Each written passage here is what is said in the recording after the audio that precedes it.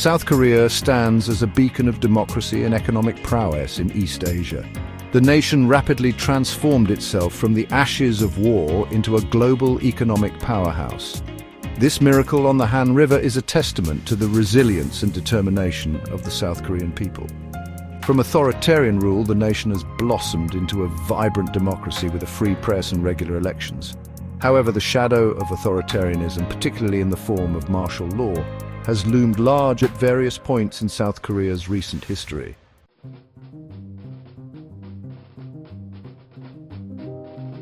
Martial law is the imposition of military rule over a civilian population during emergencies.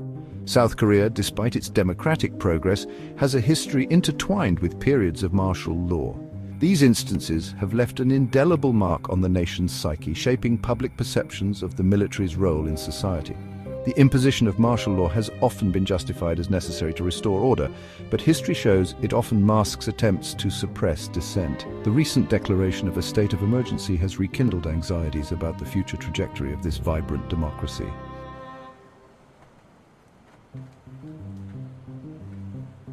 To grasp the significance of martial law in South Korea, one must delve into the era of Park Chung-hee. Park, a military general, seized power in a coup in 1961, ushering in nearly 2 decades of authoritarian rule.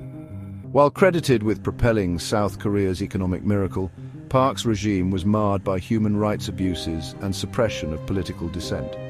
Under Park's rule, martial law became a recurring spectre imposed whenever his grip on power seemed threatened. Park's legacy remains complex, shaping public perceptions of the military's role in society for decades.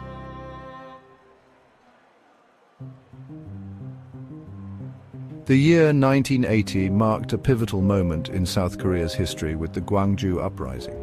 Following Park Chung-hee's assassination, General Chun Do-hwan seized power and declared martial law. The citizens of Gwangju rose up in defiance, demanding democracy, but were met with brutal force. The Gwangju Uprising became a symbol of the South Korean people's yearning for democracy and their courage in the face of oppression. The massacre galvanized the pro-democracy movement within South Korea, exposing the dark underbelly of authoritarian rule.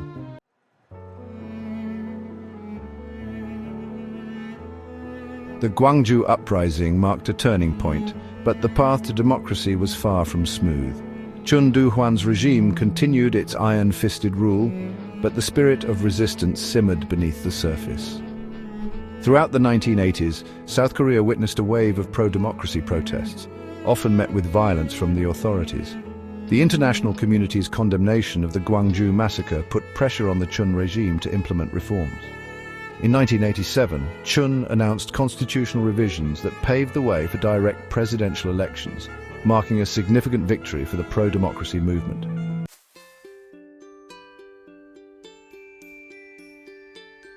The transition to democracy in 1987 marked a new chapter for South Korea, but the legacy of martial law continues to cast a long shadow.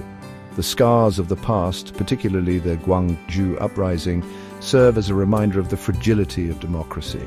The legacy of martial law has shaped public perceptions of the military, politics, and the role of citizens in a democracy. Despite progress, concerns about the potential return of martial law have resurfaced in recent years. Understanding the historical context of martial law is crucial for comprehending the anxieties surrounding any potential return to such measures.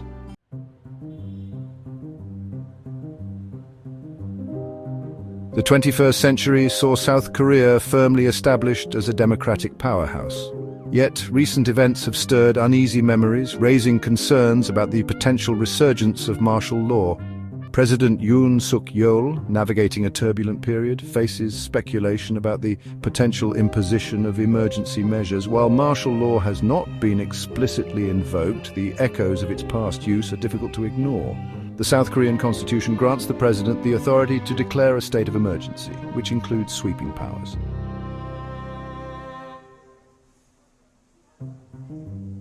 Concerns about South Korea's economic well-being add fuel to the fire. The miracle on the Han River now faces headwinds, with slowing growth and rising inflation casting a shadow over the country's financial prospects. The value of the South Korean won has fluctuated significantly, adding to the anxieties of businesses and citizens. President Yoon's government has faced criticism for its handling of economic challenges, contributing to a climate of unease. While South Korea's economic woes are far from crisis levels, the anxieties they generate have led to speculation about drastic measures.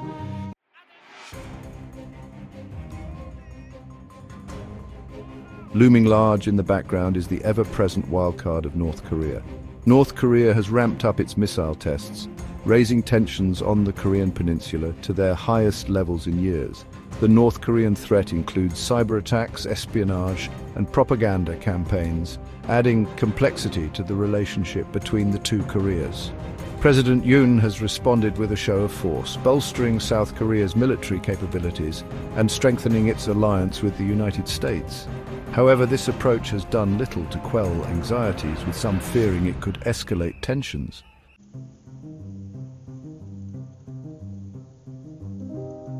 The convergence of these challenges has created a climate of uncertainty and anxiety in South Korea.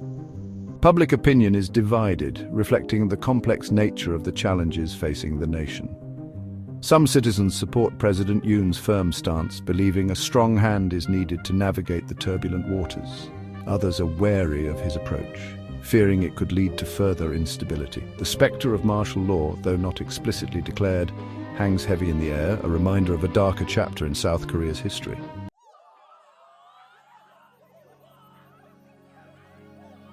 The current climate of unease in South Korea has drawn comparisons to the turbulent periods of its past. While there are parallels, it is crucial to recognize the significant distinctions that set the present situation apart. Today, the primary threats emanate from external sources, such as North Korea's provocations and the volatile global landscape. South Korea's democratic institutions are far more robust than during the era of authoritarian rule, with a free press and an independent judiciary. However, the echoes of the past cannot be entirely ignored, and the potential for emergency powers to be used to stifle opposition remains a concern.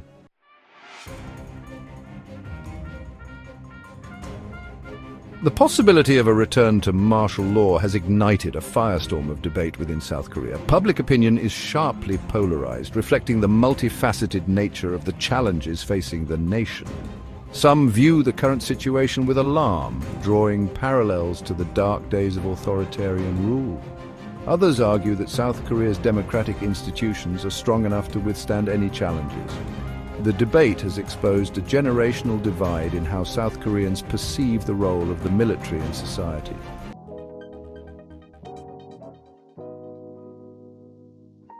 The situation in South Korea has not gone unnoticed on the global stage, drawing attention and concern from the international community, particularly from its allies and regional neighbors. The possibility, however remote, of a backslide towards authoritarianism in a nation that has long been held up as a beacon of democracy in Asia has sent ripples of unease throughout the region and beyond. The United States, South Korea's long-standing ally and security guarantor, has expressed its support for President Yoon's government, while also emphasizing the importance of upholding democratic norms and respecting human rights. The US has a vested interest in South Korea's stability, both for strategic reasons and as a key economic partner.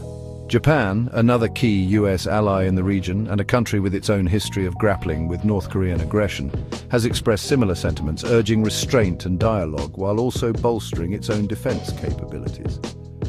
The situation in South Korea serves as a stark reminder of the volatile security environment in Northeast Asia.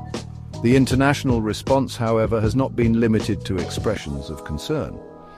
Human rights organizations and pro-democracy groups have voiced their anxieties, urging the South Korean government to exercise restraint and ensure that any emergency measures are proportionate, time-limited, and subject to judicial oversight. The international community's vigilance serves as a crucial check on potential abuses and a reminder that the world is watching.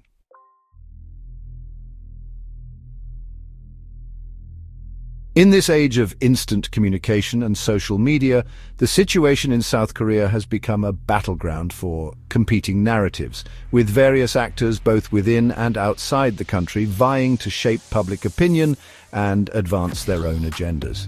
The media, both domestic and international, plays a pivotal role in shaping public discourse, often amplifying anxieties and fueling speculation.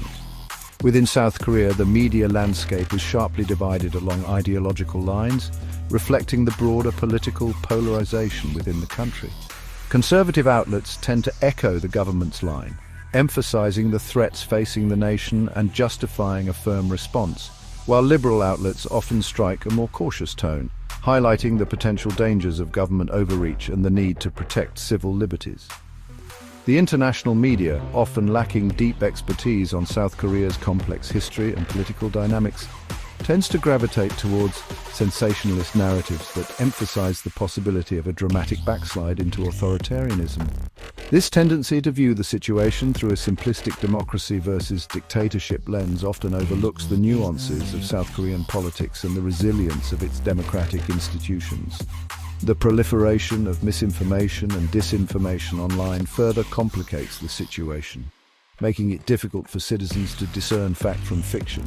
Social media platforms, while providing valuable spaces for discussion and debate, can also serve as echo chambers, reinforcing existing biases and fueling polarization. In this environment of information overload and competing narratives, critical thinking and media literacy are more important than ever.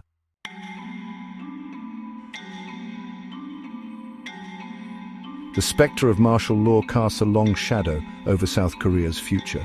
Its potential imposition has profound consequences for the nation's democracy, economy, and social fabric. The balance between security and civil liberties is a dilemma with no easy answers. The most immediate casualty would be South Korea's hard-won democracy. Freedoms of speech, assembly, and the press could be curtailed in the name of security. The erosion of these rights would set a dangerous precedent. Economically, martial law would send shockwaves through South Korea's market-driven economy. Uncertainty would trigger capital flight, currency depreciation, and a decline in foreign investment. Businesses thrive on predictability and the rule of law, elements jeopardized by authoritarianism. On a societal level, martial law would deepen existing divisions. Polarization would intensify, leading to social unrest and a breakdown of trust in institutions. The scars of South Korea's authoritarian past run deep, and any attempt to revisit those dark chapters would be met with fierce resistance.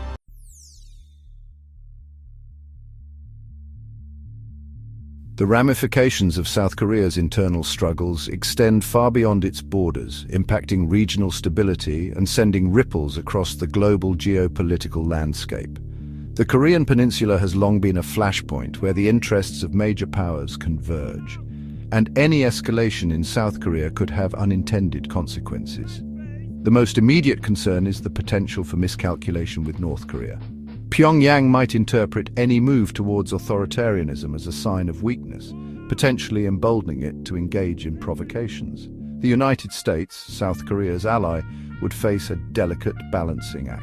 Washington has a vested interest in South Korea's stability and security.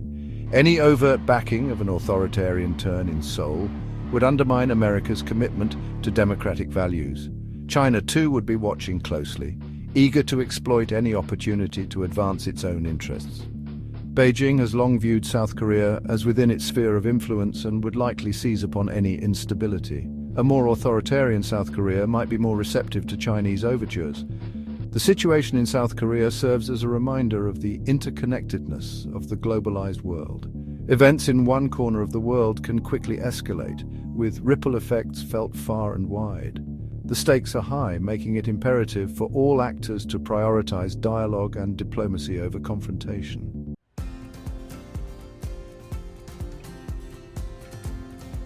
The story of South Korea is one of remarkable transformation. It rose from the ashes of war to become an economic powerhouse, a beacon of democracy in a region often shrouded in authoritarianism. Yet, as we have seen, the journey has been fraught with challenges, marked by periods of darkness and the ever-present threat of backsliding. The current climate of unease, fueled by economic anxieties, geopolitical tensions, and the ghosts of the past, serves as a stark reminder that democracy is a fragile thing, a garden that requires constant tending.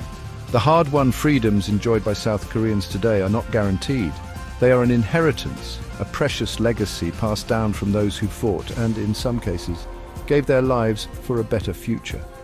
As South Korea navigates these turbulent waters, the world watches with bated breath. The stakes are high, not only for the Korean peninsula, but for the region and the world. The outcome of this struggle will have profound implications for the future of democracy, human rights, and the rule of law, in an era increasingly defined by uncertainty and the resurgence of authoritarianism. The path forward is fraught with uncertainty, but one thing is clear: the responsibility for safeguarding South Korea's democracy rests not only with its leaders, but with its citizens. An informed, engaged, and vigilant citizenry is the best defense against tyranny, the surest guarantee that the sacrifices of the past will not be in vain. The march towards a more just, equitable, and democratic future continues.